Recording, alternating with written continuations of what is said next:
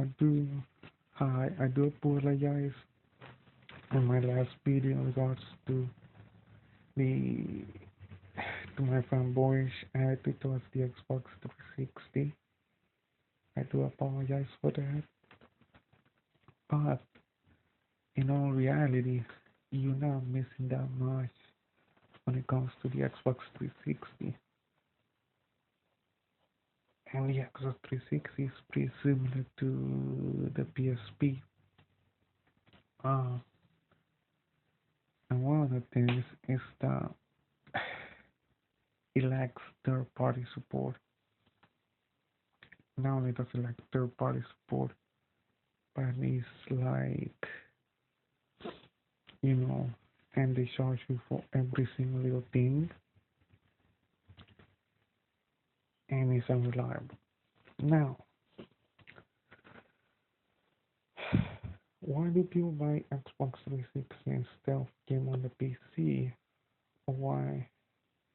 And the reason why is because it's pretty simple with that PC, which I'm going to get in a little bit in my other video. You have to either build it from scratch or upgrade from way. And instead of paying $300, you're gonna end up paying like $1,000 or yeah, like around $1,000.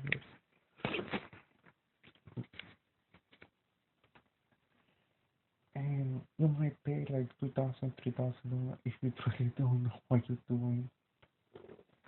So you need to have some knowledge as to what are the best parts, what parts are gonna last the longest, and yada yada yada.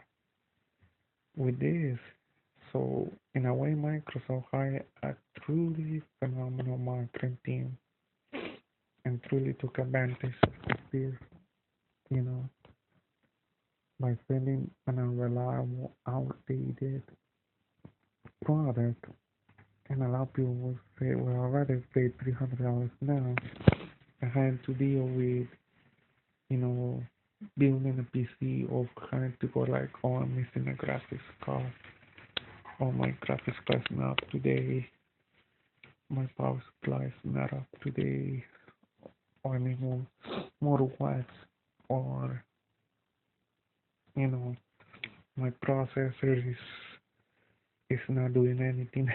I need to change my processor. So yeah, I mean, and also they were pretty ignorant. I mean, they had the internet to get information, but you cannot really blame consumers when you got the entire video game journalism pretty much yapping about how great the Xbox 360 is, how wonderful the Xbox 360 is, and telling you how the Xbox 360 is a vastly superior video game system over the PS3.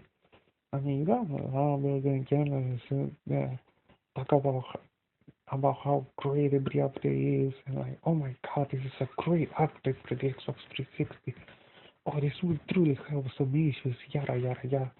Like when Microsoft said, oh, we're gonna be releasing a gas station, I was like, yes, really, yes, we were jacking up and down with, you know, talking about how the gas station was gonna change, and clearly was not the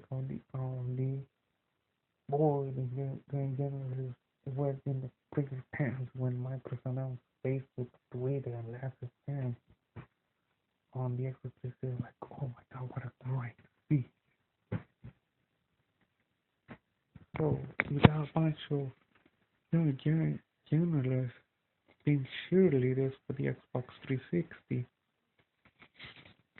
You got a bunch of game developers talking about bloomlining, um, backstashing, and all of that on the Xbox 360 when in reality they had no idea what they were talking about. They just wanted to sell the games. And to top it all off, a marketing team that was really talking how great the 360 is, blah blah blah. And the marketing team truly managed to get a good job done because to make everything sound so original, exciting, and pretty much futuristic. There is a marketing team that can sell freaking ice cream cones to a bunch of Eskimos. what computer marketing is. So you got the entire video game journalist talking about how great the Xbox 360 is and how it is a next generation system. You got a marketing team saying the same thing and putting all these post ads with happy family and everything. And then you got gamers talking about how nice you get all these amazing graphical things on the Xbox 360. And then once you pass all of that, you find out that it was all a lie. It was all a lie. Not once have video game journalists talked anything positive about the PS3. Well, maybe except for Move, and yeah, pretty much that's it. That's the only time I saw them excited. They hardly mention anything about PlayStation Plus, but they sure have criticized it. It's like Uncharted 2, Heavy Rain, you know, got heavily criticized for the storyline. Heavily criticized for the storyline. But then once they talk about the storyline of Alan Wake, then it was criticize Alan Wake's storyline. You see what I'm saying? And oh yeah, they always bash Nintendo about how Nintendo is not a fool, how Nintendo is pathetic, how Nintendo doesn't care to hardcore. And I'm going, this video game users have no clue to what the hell they're saying. But they either bash Sony, they bash Nintendo, and they pretend that Steam doesn't exist, they pretend the PC game doesn't exist. I mean, when it comes to PC gaming, the only thing you hear is like, oh, it's very expensive to game on a PC. That's all you hear. Or that PC gaming is dead. That's all you hear from these game journalists. I mean, you can go to IGN and pretty much any other major game website, look for news for PC gaming, and it's like, none.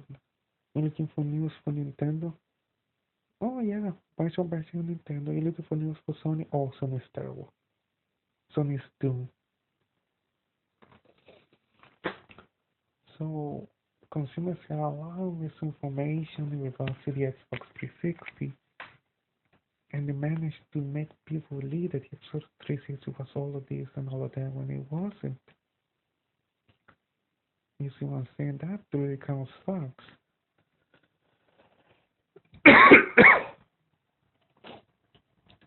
Hell, I mean, when the Xbox 360 Slim, they were like, oh, this is so amazing. PS3 Slim came out, and I was like, whatever. You know what I'm saying? It was like, whatever. I mean, the only time I seen him excited was with the PlayStation Move. That's the only time I saw him somewhat excited.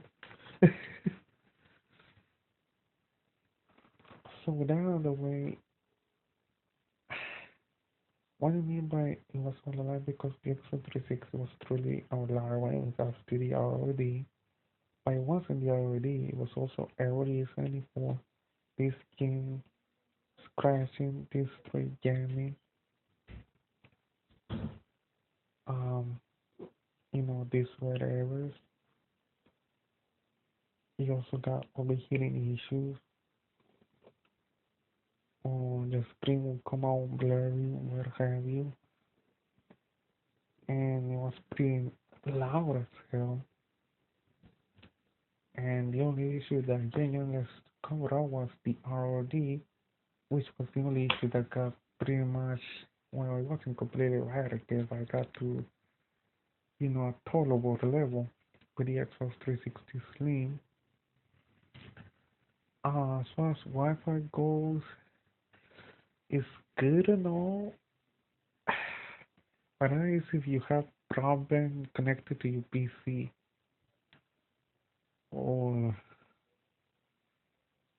it's pretty difficult to set up Wi-Fi. It is pretty difficult to set up Wi-Fi, which kind of sucks. I will always prefer broadband. I will always prefer some sort of cable or fiber optics with Wi-Fi because Wi-Fi is very unreliable. You can lose the signal, or if you're not near the signal, you're not gonna get a good connection. So with that out of the way, it's kind of like okay. So at 360 you still suffer from this weather, still straight jamming, the game's crashing. It still suffers from overheating issue because once the 360 starts to overheat, it shuts off. So it tells you right then that those overheating issues have not been completely eradicated. In fact, the only thing they did was just add more USB ports, make it look like the PS3 and call it a day. That's all they freaking did. They just made it look shiny, but that's it. They didn't fix anything at all. So, with that out of the way, I'm gonna talk about lack of third party support and what I mean by that.